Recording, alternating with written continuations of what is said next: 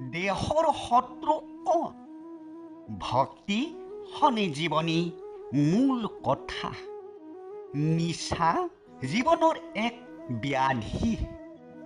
অজ্ঞান অস্থিৰ কিয়?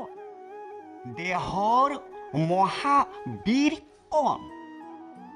একান্ত সিদ্ধান্ত মনক কৰিবা স্থিৰ, কাৰণ মনেই শত্ৰু। পবিত্ৰ জ্ঞানেই শক্তি। ত্যাগত লভিবা শান্তি। সুখ দুখ মনৰ কাৰণ। জীৱনক মনত বান্ধিবা একমাত্ৰ জ্ঞানৰ দোলেৰে। যদি সত্য সত্য বুলি স্বীকাৰ কৰক,